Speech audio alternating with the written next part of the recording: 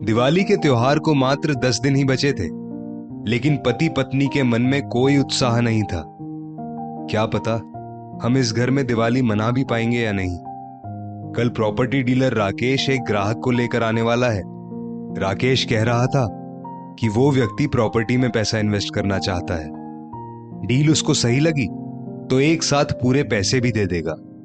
सुधाकर जी ने अपनी पत्नी विमला से कहा, पैसों की इतनी जरूरत ना होती तो मैं इस घर को कभी बिकने ना देती। अपनी खून पसीने की कमाई लगाकर आपने ये घर बनवाया था। ये मकान हमारे हर सुख दुख का साक्षी है। विमला जी ने साड़ी के पल्लू से आंसू पोंछते हुए कहा, इस मकान के बिकने का दुख मुझे भी बहुत हो रहा है, पर मकान के बिक जाने में ही हमारी भलाई है। रोजमर्रा के खर्चे चलाना मुश्किल हो रहा है। एक कमरे का किराए का घर ले लेंगे। इस मकान की रकम से जैसे तैसे हम अपना गुजारा कर ही लेंगे। सुधाकर जी मायूस होते हुए बोले। सुधाकर जी और विमला जी 65-70 वर्षीय दंपत्ति हैं। उनका एकमात्र सहारा उनका बेटा आकाश विदेश में अपने परिवार के साथ रहता है। ना वो कभी खुद यहाँ आता है और ना ही अपने माता पिता को अपने पास बुलाता है। सुधाकर जी एक प्राइवेट कंपनी में काम करते थे, इसलिए उन्हें पेंशन भी नहीं मिलती। मकान का ऊपरी हिस्सा उन्होंने किराए पर दे रखा है, पर इस किराए की रकम से भी सब खर्च नहीं निकल पाते थे, जैसे किराना, मेडिकल का खर्च, बिजली पानी बिल, कामवाली का खर्च, दूध, मोबाइल, टीवी रिचार्ज। अब इस उम्र में 100 प्रकार के खर्चे लगे रहते हैं। एक किराएदार के जाने पर दूसरा किराएदार भी बहुत मुश्किल से मिल पाता था। इसलिए सुधाकर जी ने मकान को बेचने का निश्चय कर लिया था। दूसरे दिन तय समय पर प्रॉपर्टी डीलर राकेश दोनों पार्टी को आपस में मिलवाकर डील फाइनल करवाने के लिए एक खरीदार को लेकर आता है। मकान खरीदने के इच्छुक व्यक्ति ने आकर तुरंत सुधाकर जी और विमला जी के पैर छुए। जी, ये हरीश जी हैं, इंदौर निवासी। इन्हें ही आपकी प्रॉपर्टी लेनी है। क्या मैं आपका पूरा घर इन्हें दिखा दूं? प्रॉपर्टी डीलर राकेश ने सुधाकर जी से कहा। हाँ हाँ, दिखा दीजिए, सुधाकर जी बोले। सबसे पहले मैं ऊपर का हिस्सा देखना चाहता हूं, हरीश बोला। सारा घर हरीश ने बहुत ध्यान से देखा। सुधाकर जी, मकान तो बहुत पुराना और खस्ता हालत में है, लेकिन जमीन की कीमत है 3000 स्क्वायर फीट के हिसाब से जमीन के 45 लाख बनते हैं। आपकी क्या राय है? प्रॉपर्टी डीलर सुधाकर जी से बोला। हमें पैसे एक साथ तुरंत चाहिए होंगे, सुधाकर जी बोले।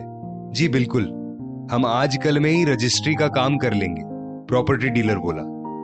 ठीक है, हम लोग 2-3 दिन के अंदर घर खाली कर देंगे, सुधाकर जी बोले। आप लोगों को कहीं जाने की जरूरत नहीं है। कानूनी रूप से भले ही मकान मेरे नाम पर हो जाएगा, लेकिन आप लोग हमेशा इस घर में रह सकते हैं, हरीश बोला। सब लोग आश्चर्यचकित रह गए। ताया जी, आपने मुझे पहचाना नहीं। मैं हरीश, अपनी माँ और छोटे भाई के साथ आपके यहाँ किराएदार था। करीब 10 वर्षों तक हम बिना किराया दिए आपके मकान में रहे थे, हरीश बोला। अरे हाँ, याद आया। हरीश, पहचान में नहीं आ रहे हो बेटा? तुम यहाँ कैसे? सुधाकर जी बोले।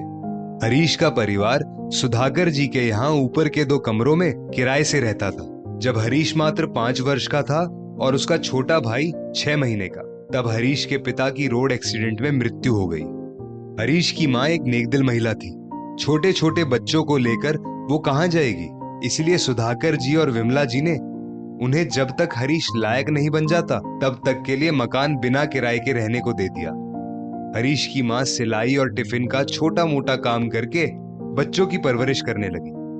तब सुधाकर जी हरीश के परिवार के लिए देवता बनकर आगे आए थे। उन्होंने उनके सिर पर से छत हटने नहीं दी। आज हरीश सुधाकर जी के सिर की छत बचाने आया था। 12वीं पास होते ही हरीश ने दोस्तों की मदद से छोटे मोटे काम करना शुरू कर दिया। अब हरीश का परिवार सुधाकर जी की दया का नाजायज फायदा नहीं उठाना चाहता था।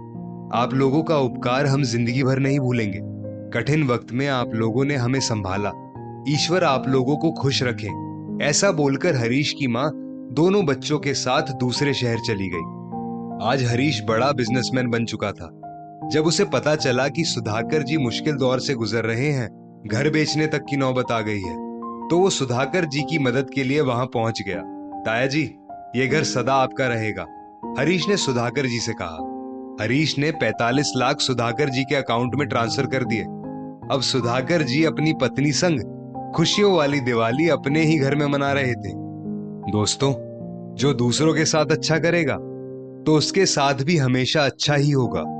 बुरे कर्म करके अच्छे भाग्य की कल्पना भी बेकार है। यदि हमारे कर्म अच्छे हैं तो भाग्य भी सुंदर ही होगा। इस स्टोरी को लेकर आपकी क्या राय है, नीचे कमेंट करके जरूर बताइएगा। और ऐसी ही और भी बेहतरीन वीडियोस के लिए हमारा पेज जरूर फॉलो करें। धन्यवाद।